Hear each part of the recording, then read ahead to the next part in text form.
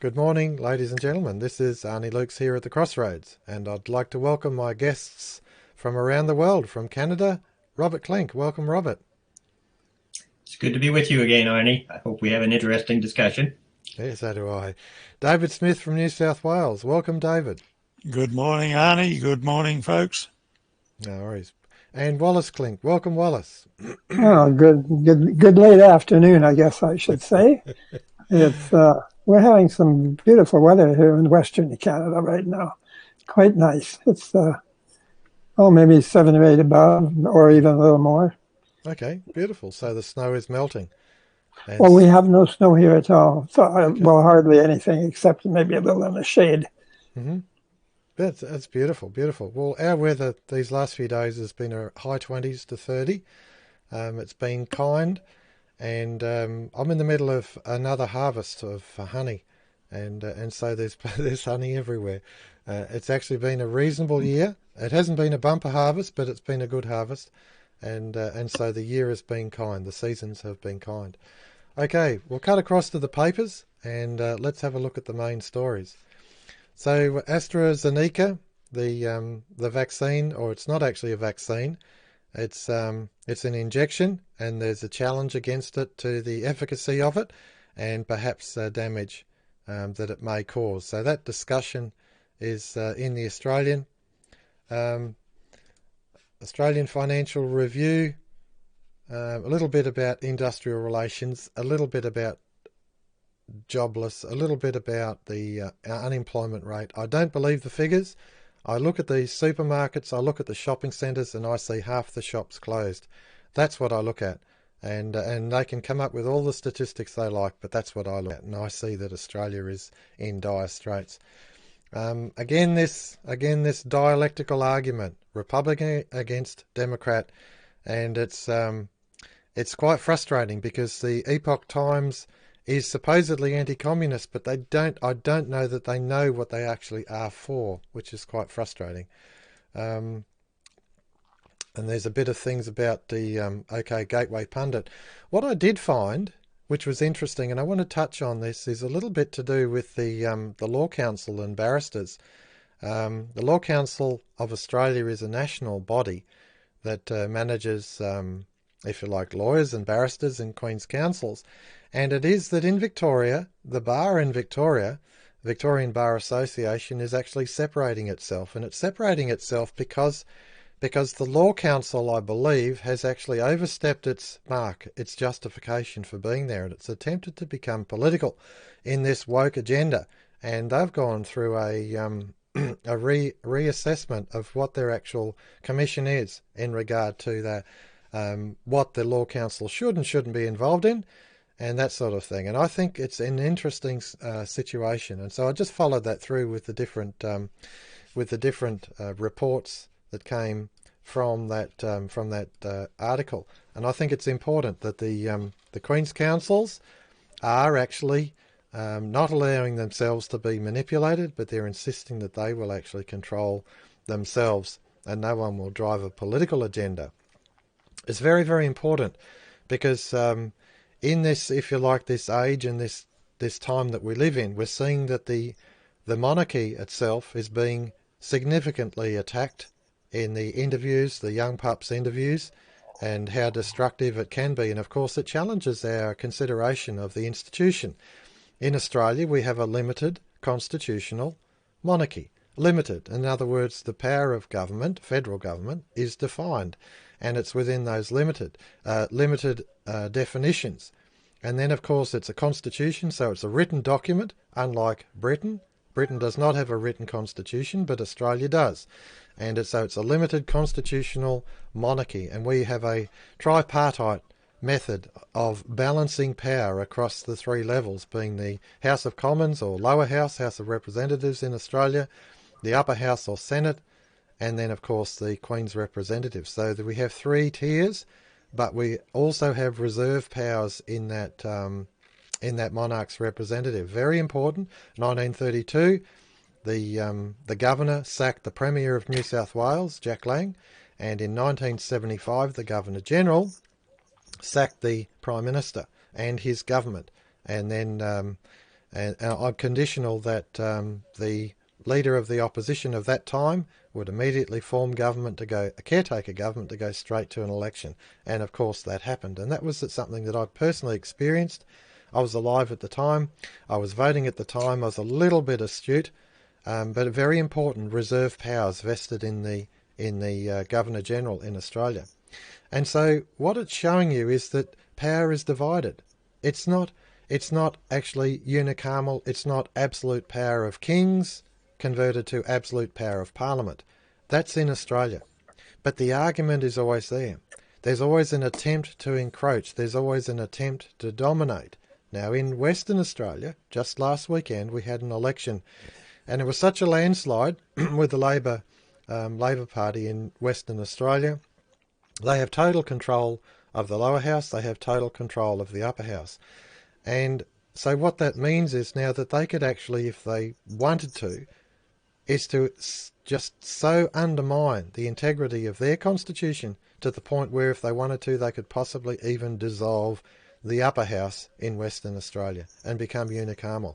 This is the problem with too much power. And of course it goes back, I'm reading an excellent article, Essential Christian Heritage by Eric Butler, and it shows you that this question of power has been argued on and off for at least 1,000 years. And of course in the evolution of Parliament, the evolution of the Trinitarian system of Parliament, which was in Britain particularly, and then from Britain it went out to its, if you like, its dominions, this evolution of Parliament was of division of power. It wasn't all power in one house. And of course we saw last century dictator after dictator after dictator, and what a mess it was. Power cannot be trusted in the hands, too much power cannot be laid in the hands of anyone, because they will let you down. It is so important that we look at this thing about power and why our structure of government is so important, and why the institution of monarchy is more important than the individual. The individuals in monarchy, our Queen Elizabeth, Prince Philip, I mean, come on, the man's going to be 100 years old in June. This year, in about 8 weeks, he's going to be 100. And he's been by her side all the time. And there's our monarch, Queen Elizabeth. And she has held a respectable position, committed and a forthright, a true sovereign, a true monarch, a servant of the people. And to me, it's most important that we consider the institution over and above the individuals. Your thoughts, please, Robert Klinck. Well, I agree that the concept of the monarchy is very almost enchanting. You know, the structure of society being like a family and the monarch being the head of the family. And it's certainly had powerful effect and beneficial effects in history, but it's dependent upon the monarchy fulfilling its role. And there's been some doubt, in my mind at least, about the extent to which that has been going on recently. I mean, we have the heir apparent of the throne, who seems to be a committed internationalist, and the whole function of the monarchy traditionally has been to preserve the sovereignty of the country and the rights of the inhabitants of the country. Well, if they're trying to integrate the UK into the continent, and that has been their bias, they weren't showing any bias toward the Brexit campaign, then it seems to me that they are violating their role in preserving their society. So you don't know what's going on behind the scenes, but this has certainly been quite visible in recent years. I mean, the Queen or the previous kings were sworn in as the head of the Anglican Church. Well, now the future king says he's going to be the guardian of not the true religion, but the religion of religion, generic religion. So it takes the effect of the oath away. It's a very confusing situation. I mean, we have had representatives of the Queen in Canada, and one would hope that these would be very well-informed, constitutionally advised individuals. But for a long time now, we've had people who've been taken out of the television industry. And the last one we had, where we had a previous one, I had an occasion to see some allegedly secret papers about her. This was going back to the 60s. She was just a dreadful person with her staff. And the latest Governor General had just been forced out of her position after 2 years, I think, because she was so abusive to her staff. It was intolerable. I mean, a lot of abuse is tolerated in these positions, but this must have been pretty horrible for her actually to be forced out of her position. And I don't believe we have a Governor General at the moment. I haven't heard of a reappointment anyway. So it depends on the people who are involved in fulfilling their tasks. And if they fail in this, it's very serious. I've just been reading about the breakdown of the Russian monarchy in the 1950s. And at some point, a court declared a person who had assassinated somebody to be innocent of the crime. And it turned the whole of society upside down. It destroyed all the existing relationships. It got people concentrating on novel ideas that were totally incompatible with the existing polity. And the effect was that eventually they had the Bolshevik Revolution, and the whole society was destroyed. So if you don't maintain the integrity of these systems, the effect in time will be calamitous, because all the underpinnings of society are going to be released. And there'll be all sorts of concepts and activities that are explicitly designed to undermine the traditional way of doing things. I'm oriented to traditionalism myself, but it has to be preserved if it's going to have a beneficial effect. So the present situation of the monarchy is a great concern to me. Thank you for that, Robert. That's candidly put. And while I don't necessarily agree with what your findings, I certainly appreciate your input. And I hold concerns. I hold concerns for our perception of the institution of government over and above the individuals. So I won't name the, if you like, particular individuals who are letting the side down, but I will highlight that the institution of limited constitutional monarchical government is more important than the individuals.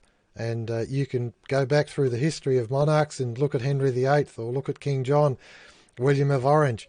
These, in their own situation, in their own time, weren't necessarily good representatives of the institution. And it caused communities, it caused in 1215 the barons to rise up. They took an oath that may have cost their life, but they were prepared to fight for their ancient freedoms. The barons were actually representing the people. And of course the first clause of the Magna Carta is that the Church of England shall be free. And whereas with Henry VIII, of course, he put the crown of king and pope on his own head, and that was an undoing of that Trinitarian relationship between the government, between the people, and the church. So it really was a deconstruction. And we've got to recognise that these are swings and roundabouts. These are pushes for power. And this is what we've got to actually manage in our time and in our space. Your thoughts, please, David Smith. Oh, I share Robert's concerns, to be honest. Under our Queen's, well, let me first say I respect all you say about the institution. The institution and the Trinitarian setup is the safeguards that we hold dear to protect everything that we have. And our laws, our ancient freedoms. But I'll just use this instance, under our current monarch's watch, we've lost the title deeds to our very land, which were held in fee simple. Now, one of you chaps might be able to explain fee simple better than me, but that was a complete title to use the land as you chose, and that was held under the Crown. Now, here in Australia anyhow, our title deeds are registered under the Corporation of Australia in New York. And that corporation, of course, is so in debt that those deeds are worthless. Now, to me, the Queen's takes very serious oaths, and they are before God to protect and defend all our ancient rights and our freedoms. So can I put the question, is she upholding that oath? And will our Queen risk her life for her people? Thank you for that, David. That's actually well put, in that you're showing that the Queen is accountable and responsible to the people, and that's a very, very valid point. But firstly to God. Yeah, but there's another side to that coin, David, and that is the responsibility of the people. And what I would suggest is that the people are relinquishing responsibility. The people have abandoned their responsibility. In Western Australia, there's an absolute landslide to hand dictatorship to the Labor Party. Now, how can a monarch respond against that? How can the Queen's representative respond against that? The fact is that the people are abandoning their responsibility. It is a mutually responsible relationship. This is what it's about. And we only see the one side and say, okay, the Queen is letting us down. I personally don't accept that. I believe that the monarch has done the best that she can do, and she's been a servant of the people for her, is it 54 something? It could be 60. Please excuse my ignorance. But the point is that she has been that person of service. But the debate is very important. But you can't throw stones. You can't throw stones, in a sense. We can't throw stones against her unless we actually look at ourselves seriously. Your thoughts, please, Wallace Klinck. Well, we have to know what's going on behind the scenes, and of course, that is very difficult for the average person to do. It's impossible. I think the concept of British constitutional government is certainly a very high concept, and I think it would be difficult to imagine anything ideally which would be more desirable. Unfortunately, we have other interfering elements and activities which have gone on. I think, for one thing, the Cromwell and his revolution, bringing back the power of finance basically to Britain, was a disaster and introduced an element and a source of policy and thought that was, in a sense, alien to what previously had obtained. So this is, I guess, you can say that the responsibility in the end lies with the people, but when the people themselves have been confused, disarmed by a system of, a system of finance in particular, and the media which has been established to support that system. The average person is not highly sophisticated when it comes to financial matters. They know and feel the consequences of what's being done, but they don't understand the actual nature and cause of these undesirable things, which can, I suppose, be simplified by saying this constant move toward the centralization of power.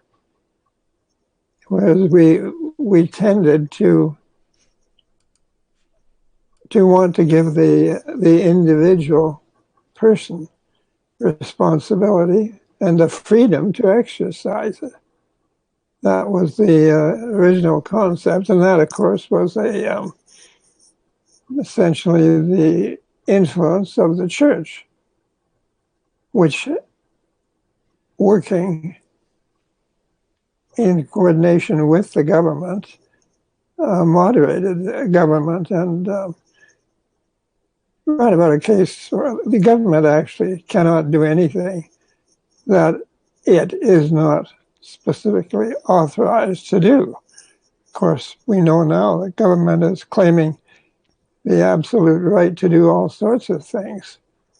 And it's a very frightening thing, because the government is getting more and more unchallenged power, which it seems more than willing and able and happy, anxious to acquire.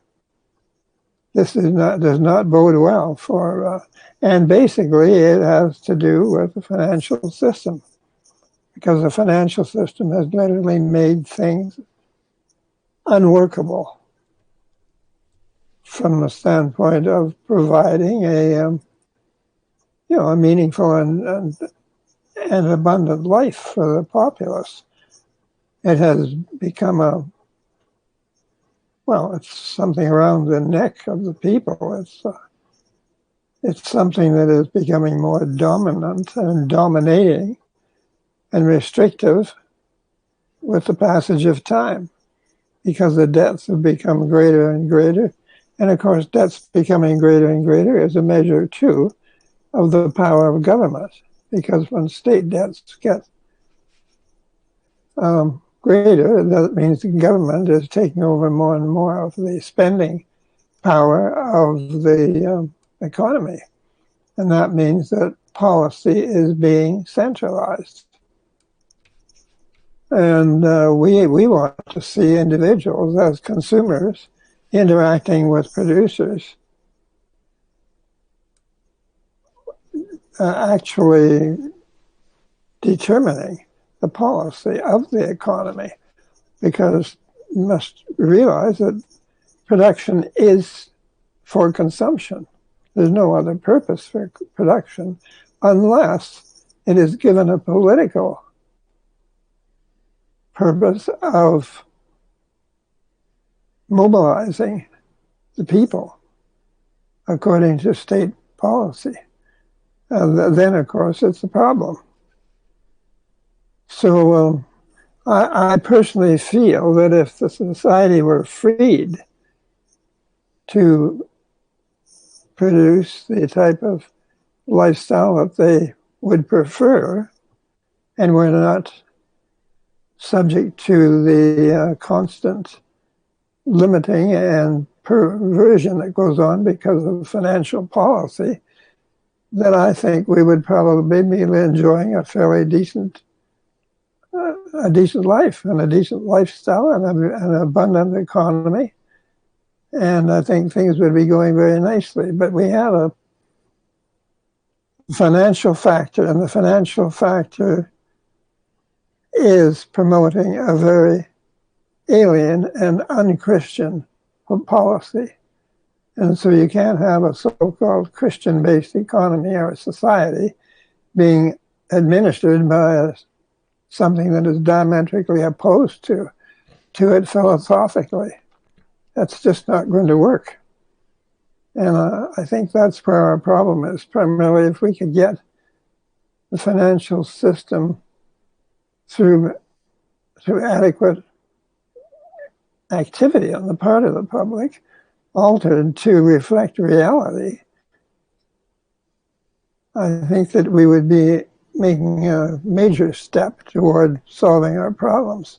But we have a financial power which is very, very, very, very powerful and quite universal, and which is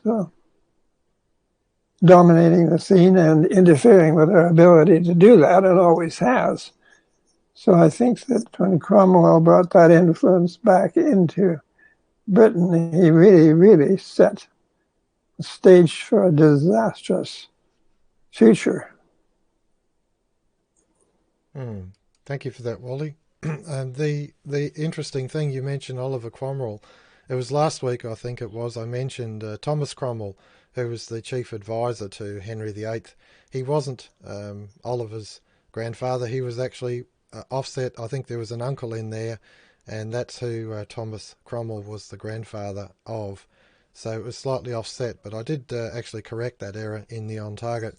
And it is important to recognise that the money power, if you like, the power of money, the power of finance, the power of media, which is the handmaiden of finance, of money, is actually inordinate. And yet we don't elect the media. We don't elect the money barons. We don't actually engage with that, if you like, the fourth branch of government, which really is an overbearing branch of all of government. And so when we consider the actual function, the institution of limiting constitutional monarchy, we've got to recognise that there are powers, there are influences that are inordinate, and that the institution itself has been undermined. And it has been undermined on and off for thousands of years. David Graeber wrote a book of 5,000 Years of Debt, a title similar to that. And it's always been an instrument of power, over and above, if you like, or at least equal to the power of the monarch. So we need to recognise the limitations of any monarch, any individual who's attempting to, if you like, be who they are in their position of responsibility. And they really don't. You think about Putin, you think, oh, Putin this, Putin that, someone like Putin or Xi in China. But in actual fact, there's a whole mechanism surrounding those people, a whole mechanism of hundreds. Firstly, you've got security, you've got KGB or Mossad or whoever it is, the secret police, you've got surveillance, you've got finance that's immersed right within the middle of both of those governments, in the Soviets and in China. Finance is immersed within it. It actually dominates, totally controls it. I read of Russia where there is oligarchs. I think there's like 7 or 9 oligarchs in Russia that control the whole nation. They're all bankers. They're all bankers. You think Putin is the one who exerts power, you're confused. It's not. This is the power of finance over and above. What we're looking at today is we're looking at the function of society. We're looking at the role of limited constitutional monarchy. And this is very important to actually reset us back to it, because we've got to take into account the inordinate influence that finance and the media has over both those. Your thoughts, please, Robert Klinck. Well, we have to take into consideration that we're not in the same time as we were even 30 years ago. We have all this instantaneous information. We're drowned in information. I was in a bookstore the other day looking at secondhand books. I thought, how could anyone ever come to any understanding of anything when there's so much opinion out there and so much contradictory view making? So we have this tremendous flow of information, which is bad enough, but into that situation has been thrown this concept of political correctness. And this is a purely Marxist notion that every government in the world now seems to acquiesce in. All the Western governments certainly do. They promote it. They promote it through legislation. Well, if you have political correctness, then you do not have freedom, because it's a moving phenomenon. It's something that prevents you from speaking your mind freely, because you are in jeopardy of being punished for doing so. And I don't see any government that has taken a stand against this. It's obvious that there is some center from which all these ideas are emanating. And as you said, Arnie, finance is in control of Russia and China. Well, it's just as in control of our societies too. And we can see the results. All these corporations are going along with, not going along with it, actively promoting it, terrorizing their staff over it, this political correctness nonsense. So that is, it's the takeover of society, and it's the end of individual freedom. And somehow we've just been sleepwalking into this situation. But there are people behind it who haven't been sleepwalking. They've been promoting it. They're very clever. They've been pushing it. And now we're in a situation where we don't even have opposition in our political institutions. In Canada, we have a Liberal Party and a Conservative Party. Well, the Conservative Party is actively throwing out any elements that are not going along with the politically correct agenda. You cannot have a different view. Now, the Conservatives are supposed to have views of preserving the good elements of society, the good institutions of society. You aren't allowed to do this and remain in the party. It's a total monopoly of politics. You know, if you look at the British Parliament, about 650 MPs in there, not one MP has questioned this promotion of vaccination for the entire population. And they're doing a pretty good job of getting this into every British person. Now that opposition is being encountered, and we'll see if the campaign dries up. But you think of it, 650 and not one dissenting voice. And if there are dissenting voices, they are all advocating a more stringent policy. They're not defending personal freedom. They're not questioning the effects of this, all these COVID measures on the life of the individual in the UK. So it's a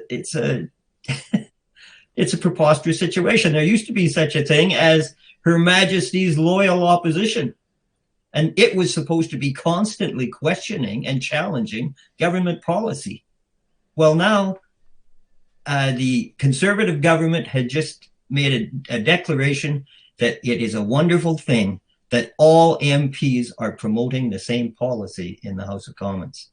Well, Her Majesty's Loyal Opposition, even if their criticisms were not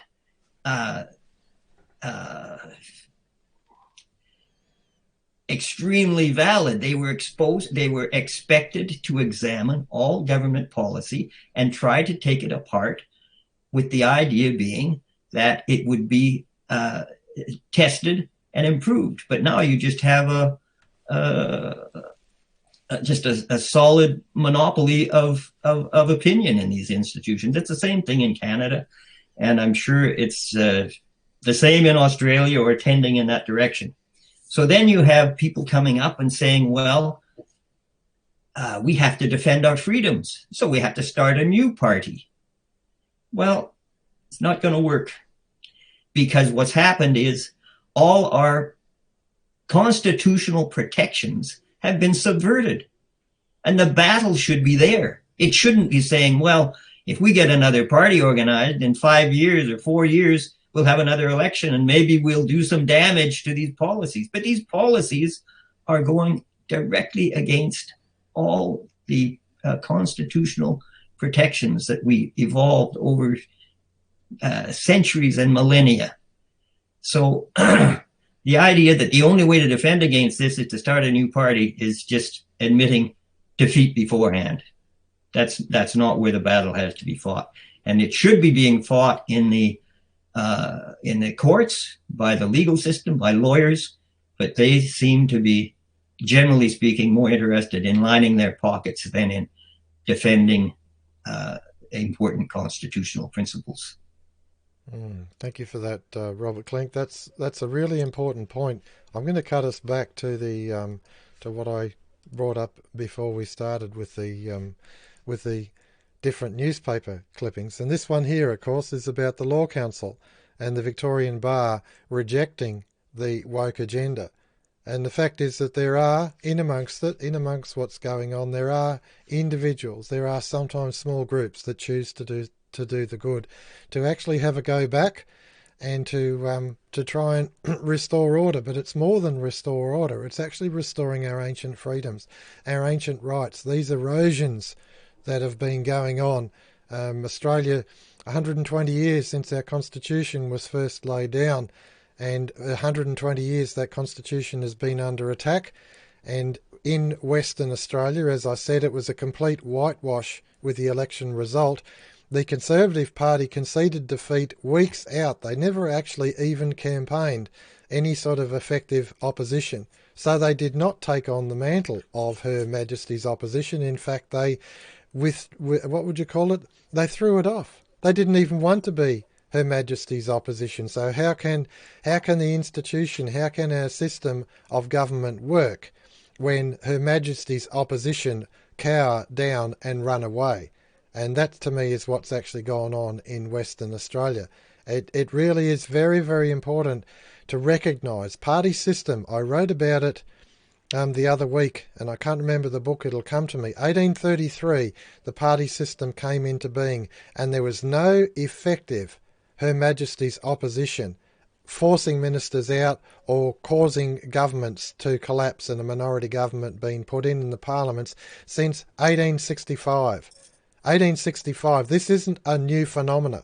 This isn't a problem with Charles. This is a problem with the political party system, and that's the name of the book, Political Party System. It's by Belloc and Chesterton, but not, I think it's a different Belloc. No, it's C.K. Chesterton instead of G.K., I think. C.K. So it was Chesterton and Belloc, the political party system. This undermining of our institution has been going on for hundreds of years. That's how long the campaign has been. It's cyclic. It's like waves of surges of power to undermine, and of course it has to be responded to. And that's why when we talk about the problems with the monarch, the response doesn't come from the monarch. The response comes from you. It comes from you as an individual, not you as a collective. You as an individual, what am I doing about this problem we've got with freedom? What am I doing about this problem we've got with our constitution of representative government, of the inordinate power of political parties over government, that it's got no say whatsoever? It really does come down to personal responsibility. Your thoughts, please, David Smith. Oh, back to that political correctness again. It's showing itself to be rather a joke and a farce in Australia today. You've got to laugh at everything you watch and read about what's going on. Our female MPs and other leaders were challenged on what's a woman just recently, and none of them would dare utter the biological facts of what is a woman. That is the degraded state of affairs in politics here. I started to read the booklet that you mentioned of Eric Butler's this morning, Arnie. Something in it took my mind to Malcolm Muggeridge's. Can you see it? Where? The great liberal death wish. The great liberal death wish. I'm trying to hold it In front up. of the in front of the camera, David. Bit I'm higher. try- Bit higher. Bit higher. That's it. There you go. You got That's it. I got it. You got Yeah, Malcolm Muggeridge, The Great Liberal Death Wish. And in it, he points out how what happens in society when we reject God on this liberal humanistic path. The state, of course, becomes God and rule the roost to their bent, whatever that is. Now, I've made a couple of notes from it, and just so I don't have to read it all. But if you wish to understand what's happening in the present days, we've got to understand the past, which we've been trying to thrash through this morning. Now, this great liberal death wish is one account of how men and women freed from accountability before God allowed the state to become God over them. Of course, he's talking about Soviet Russia there. Now, in their pursuit of self and pleasure, this is particularly apt to Australia today and to the Western world. They relapse into carnality. And this is what he saw happening in the Soviet era Russia. And as I said, we see it today. But then truth came in most extraordinary ways as he explained it. It was when people lost their freedom that they understand what freedom is. They understand that the purpose of life was when they seem to have no future. They say, moreover, that when it's a question of choosing whether to save your soul or your body, the man who chooses to save his soul gathers strength thereby to go on living, whereas the man who chooses to save his body at the expense of his soul loses body and soul. And so it goes on. It's highly recommended reading, The Great Liberal Death Wish. It could not be more apt for Australia today. Thank you so much, David. That's beautifully put. That great liberal death wish, I'm pretty sure we've got it on our website. You'll find it in PDF, and if it's not there, it will be there shortly. There's one. There's one piece I missed there. Yeah. My thoughts immediately went to the men in the prison camps in Burma, our own Australian, British men. The bridge on the River Kwai was the Hollywood version. Another book came out at this sometime. Ernest Gordon, I think, was the author. Miracle on the River Kwai. And he tells the same story of men finding real purpose and freedom in serving their mates under appalling conditions. They found that it's better to give than to receive, and that love's greater than hate, and it's better to lose one's life than to lose his soul through hatred. Another book worth looking into, The Miracle on the River Kwai, Ernest Gordon. Beautiful, thank you, David. I'm going to cut across. I've managed to locate it. Go to our homepage. You'll see on the navigation bar the PDF library. That's it there, and then get down to Muggeridge, and you'll find the Great Liberal Death Wish. It's in text form. It's not in PDF, but it's still there, so you're able to read that and enjoy what Muggeridge had to say.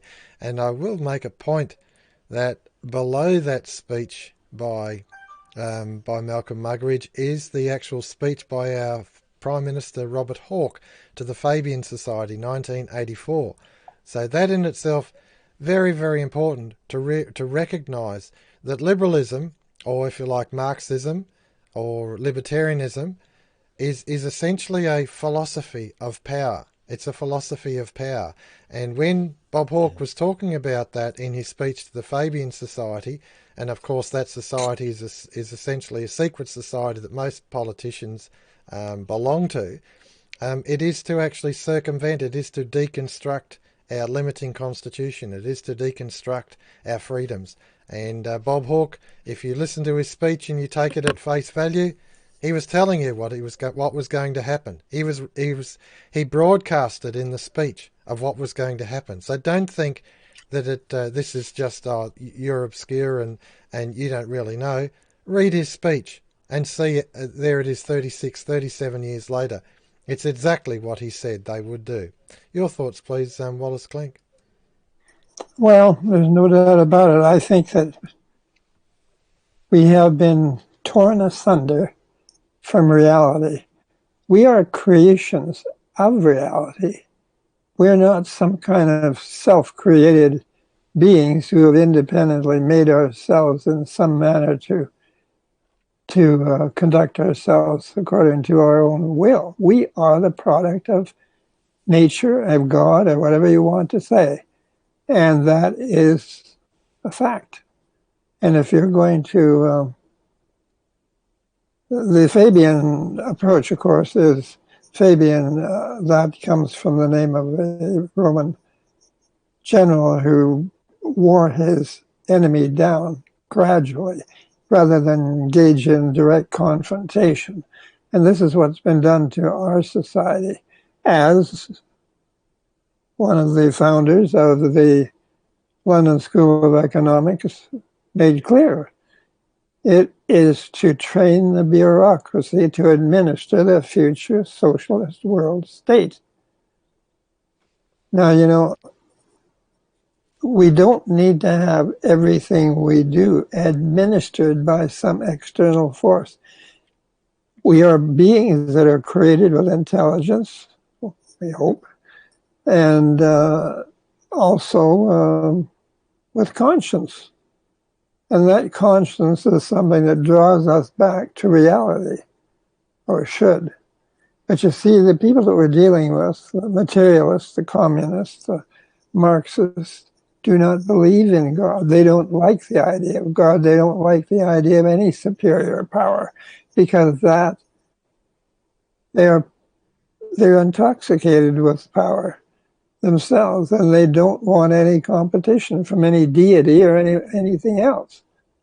They want to be able to have a free hand to manipulate and control the society.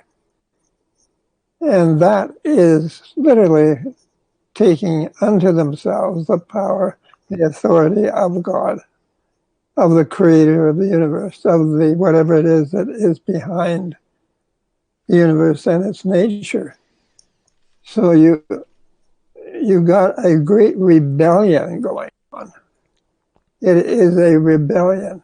And that's why you have these, which to most of us find insane policies and concepts today, where people are being taught to literally question their own nature, their own sexuality, their own being in the most absurd manner. It's just absolutely beyond the pale. But anyway,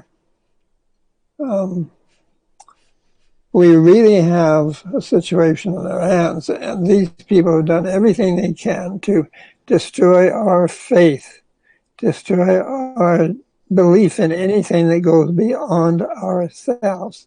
And this, of course, makes us vulnerable to a very materialistic attitude toward life, one that has no spirituality, which has no soul. And I think that even that's why the left, in final analysis, is quite contemptuous toward humanity. That's why they are anxious to exert their control, because they don't feel that humanity either is capable of running their own affairs, They don't feel that humanity is intelligent. They don't feel that humanity has the right to run their own affairs. And so they are basically authoritarians.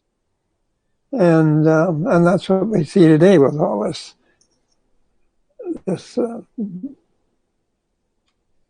well, what am I trying to say here?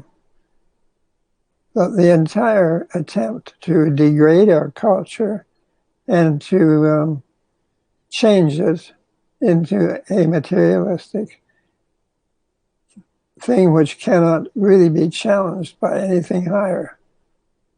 Can't be challenged by morality or by divinity or by anything of that nature. It's just pure materialism. And that's all it promises, is life, taxes, and death.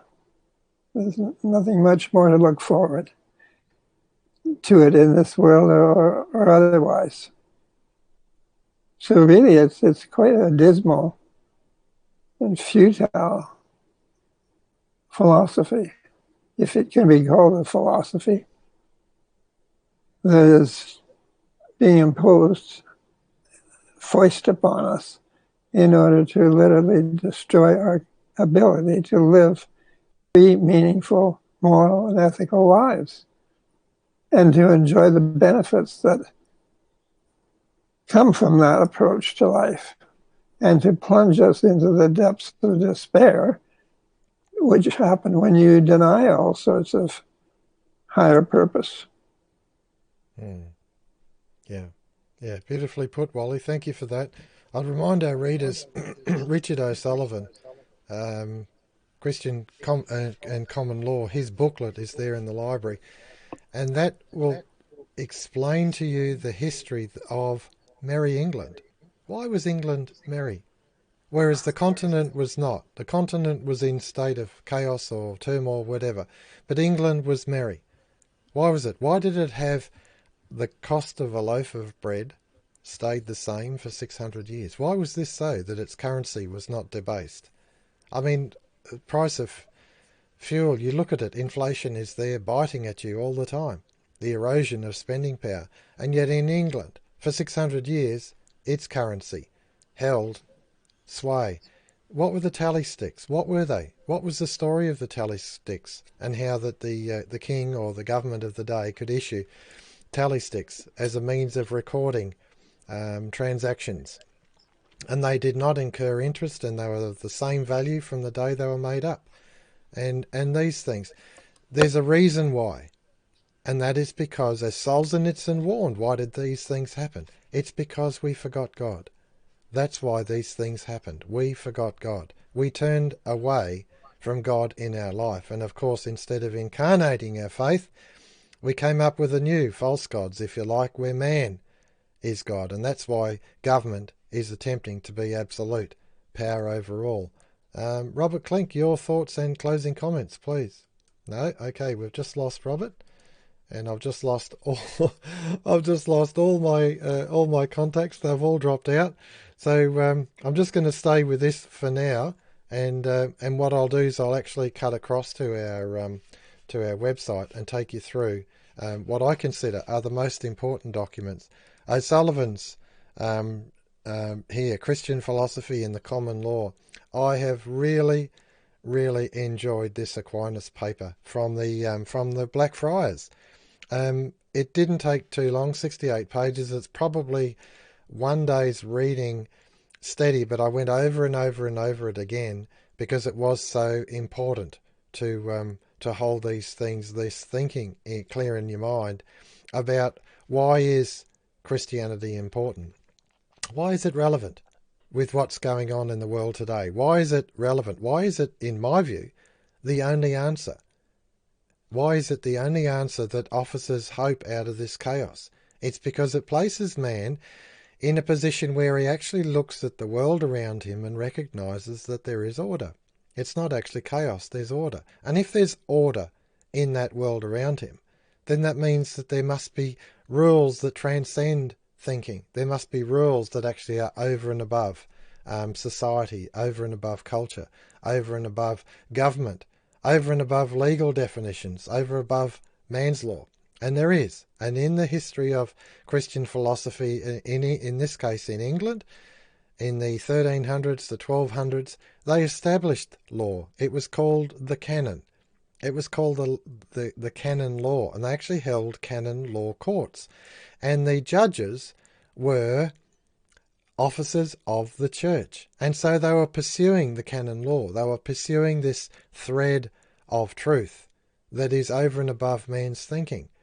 This thread of truth. And that meant that they would actually assess the government law, if you like, or man's law, in comparison to the canon or canon law. And so they would actually make adjudication on that, and they would identify that, firstly, that man is free. He is innately free, and that freedom comes from God. It doesn't come from government. It doesn't come from an authority over and above all other things.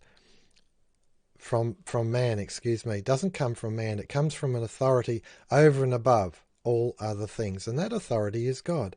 Incarnate, he gives it to us. We actually put word into flesh. And that to me is the challenge, is to actually bring about God's kingdom, is to incarnate our faith. And in this case, the English did. They incarnated it with the evolution. I use the word correctly. Their thinking evolved over hundreds of years of pursuing this truth, this canon, this thread of truth that goes through every single thing. Douglas described it as getting it just right, whether it's building a bridge or sailing a boat, just right, where it's just cutting through the water beautifully, and there it is well trimmed and it's doing everything exactly right, or in the structure of a bridge, getting it just right. And so it is with society. Can we actually build a society where it gets it just right? Well, I believe the British did, and that's why it was called Merry England. And it was based around the common law, the evolution of law based on the canon, understanding that God's purpose is inherent within all of creation, and this is where we see it. This is how we see it. We actually pursue it. We look for it. A beautiful, beautiful book by Richard O'Sullivan, of which I really did enjoy reading his book. And going back, Social Credit Library in particular, Essential Christian Heritage. I put that up. I just scanned that in yesterday, but actually had it printed out in text form. And again, Butler takes that whole argument. What is the Christian heritage? What are we actually building from? Where are we going to with our pursuit of this life? Because it is actually a procession of understanding, and it swings and roundabouts. If we go the wrong way, and we have gone the wrong way, we're looking at the results of going the wrong way. We are actually receiving the fruit of going the wrong way. And so we've got to actually go back and reset our thinking and reorientate our thinking. And I note that when I went, as a young lad, I went into the bush at times. They call it expedition. And you go on exped with other young people. And you would actually you'd get a grounding by being in the natural world. That's why the lovely backdrop we've got, the natural world. And at times I'd take my children and we'd go horse riding in the country, cross country horse riding for days at a time. One trip was 15 days. That was the high water mark. We covered 450 kilometres on horseback. Wonderful, wonderful time of orientation, of binding back to the natural world, realising that we can't produce all these things. We can only, if you like, steward them. We can harness them. We can harvest them. But we can't produce it. We are not the origin of creation. And that's what Butler and O'Sullivan are showing us in these two booklets. That we are not the origin of creation, but God is. And it's up to us to find that canon, that truth, in all things and pursue it. So it really is it's a challenge for this age. I believe it is the challenge for this age. And to bring about God's kingdom on earth as it is in heaven. And it really comes back to, if you like, the most powerful parts of this, I think, are in the words of Christ. If you look at it, the coin, a trick question. Should we pay taxes? Who should we pay taxes to? Give me the coin. Render unto Caesar the things that are Caesar's, but unto God the things that are God's. In the two booklets, they talk about legitimate government, but also legitimate church, that the church shall be free. And it's a Trinitarian relationship between government, the church, and the people. And that was undone. That was undone when Henry VIII insisted that he would be both king and pope. He would be pope over the church, and he would determine policy and precepts for the church. I'll say this and you have to obey. And of course the church has been emasculated since then. The Church of England, but not the church in England, which is a different thing. And that can be independent Christian folk studying the scriptures and studying history and looking at it and saying, hang on a sec, this is all wrong. This is wrong. And we've lost our way. And we have lost our way. And it's up to us now to find our way back. And I believe these two booklets by Butler and O'Sullivan are integral to us finding our way back. Thank you so much for joining us today. Those other blokes haven't come back into the feed. We've lost them. But it's still been a very, very good forum, and recognising how important limited constitutional monarchy is as an institution to protect our ancient freedoms. This is Arnis Luks, The Crossroads. Cheers.